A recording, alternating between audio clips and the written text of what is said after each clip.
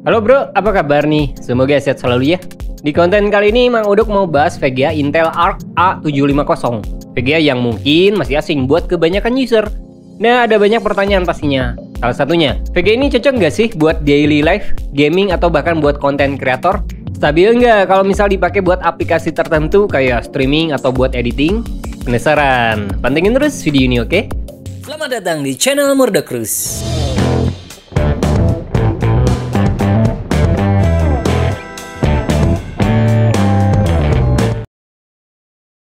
Oke bro, VGA ini sebenarnya udah lama dirilis, sekitar bulan Oktober 2022. Cuma konsumen PC kayaknya masih belum antusias banget lihat VGA eksternal Intel.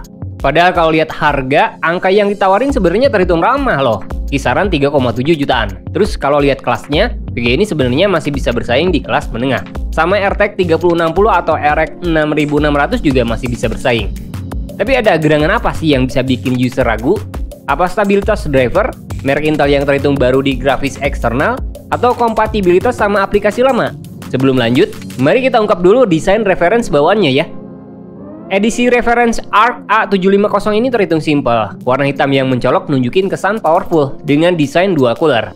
Panjangnya sekitar 27 cm, terus slotnya itu cuma ngabisin 2 slot di casing. Masih cocok dipakai di PC kompak yang nggak butuh ruang ekstra. Terus logo Intel Arc bagian samping ini nyala, jadi bisa bikin menarik buat nambah estetika. Kalau spek Arc A750 ini bawa VRAM 8GB GDDR6. Interface memorinya 256 bit, memori bandwidth up to 512 GB per second. Jumlah shadernya itu 448 unified, sama memory speednya itu up to 16 GB per second. Nah, slot PCIe-nya ngedukung PCIe 4.0 dan GPU clock bawahnya itu up to 2050 MHz. GPU ini juga dukung ray tracing dengan jumlah ray tracing unitnya nyampe 28. Kebutuhan daya PSU buat VGA ini rekomendasinya 650 watt, meskipun sebenarnya 550 watt juga masih bisa. Cuma TDP 225 watt sama pin powernya ada 2, antara 8 sama 6 pin bawa indikasi kalau konsumsi daya bisa cukup besar. Nah, Arc A750 ini bawa arsitektur Xe-HPG. Diklaim bisa ngasih stabilitas sama keseimbangan antara performa, efisiensi daya, sama skala yang lebih luas. Salah satu fitur penting yang menurut Mang Udok bakal berasa itu dukungan 8K HDR encoding, termasuk encoding video AV1 sama high efficiency video coding. Nah, buat nunjukin performa nih, di sini Mang Udok mau ungkap pengalaman saat make Arc A750. Pertama dari fitur driver software bawaan VGA.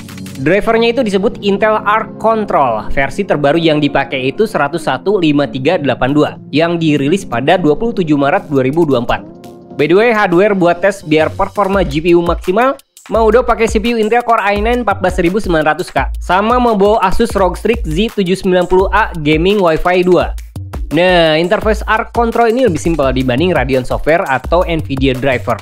Ngaturnya pun cukup mudah. Pilihannya itu ada versi driver paling atas, terus ada game library, terus performance monitoring, display, sama studio. Nah, bagian studio bakal Mang Udok ungkap lebih detail, soalnya fitur ini bakal lebih banyak ngebantu user seperti kebutuhan screen recording, live streaming, termasuk game highlight.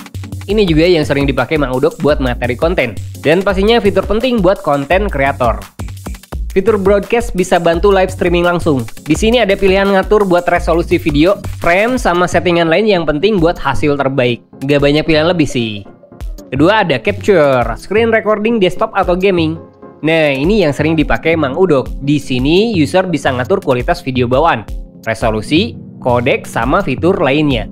Nah, fitur bawaan ini bisa cukup memuaskan. Kalian malah bisa nyesuaiin banyak hal buat dapetin hasil terbaik. Yang sangat disayangin sebenarnya keterbatasan shortcut. Intel nggak ngasih shortcut khusus buat tombol recording manual. Nah, kadang ini yang bikin ribet. Kalau mau screen recording dalam game misal, kalian perlu keluar dulu.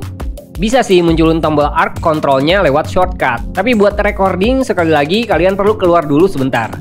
Padahal kalau kualitas sih bisa oke. Semoga aja ada update terbaru buat nambah hotkey khusus buat recording manual. Kalau highlight awalnya Mang Udok pikir bisa sama buat recording manual. Cuma ternyata fitur highlight khusus buat recording game aja. Ini sebenarnya ada tombol khusus buat shortcut. Dan sayangnya nggak semua game ngedukung fitur highlight. Kalau fitur kamera, kalian bisa ngatur efek tertentu di kamera. Banyak efeknya, terus bisa dilihat langsung lewat preview. Cuma sayang aplikasi hasil efek nggak bisa dipakai di software streaming lain, misal di OBS.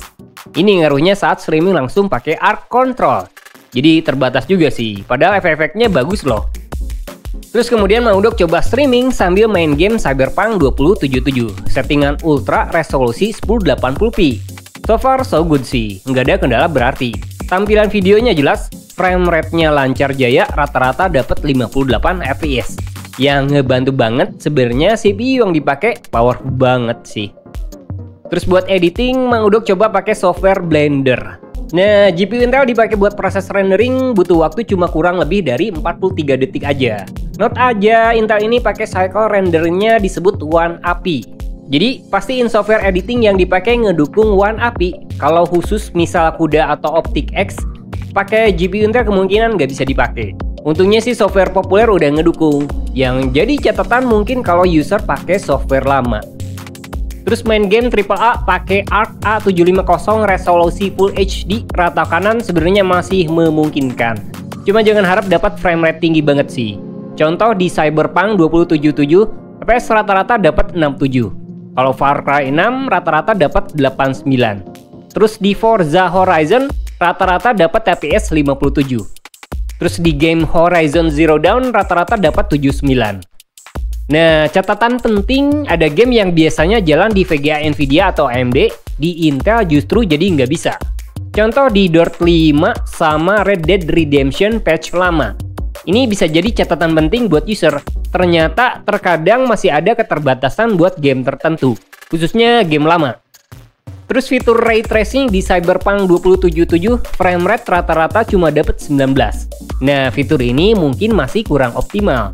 Untungnya Intel sekarang punya Exe Super Sampling. Ini mirip DLSS. Fitur ini bisa ngebantu user buat boosting performa.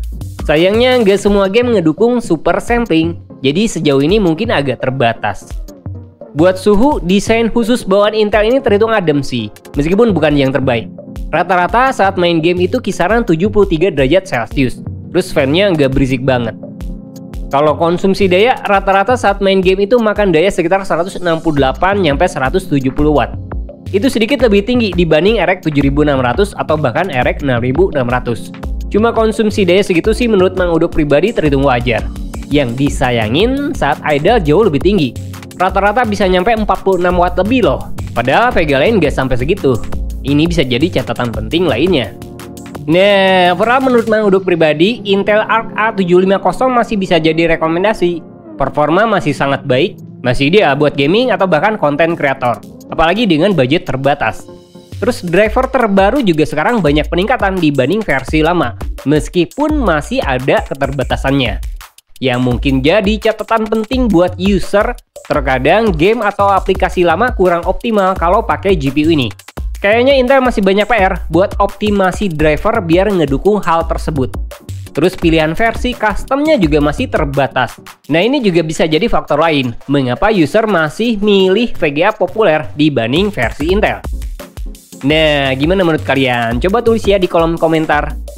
Jadi itu dia ulasan singkat Intel Arc A750. Nggak semua sih diungkap, tapi semoga bermanfaat. Jangan lupa like dan subscribe-nya.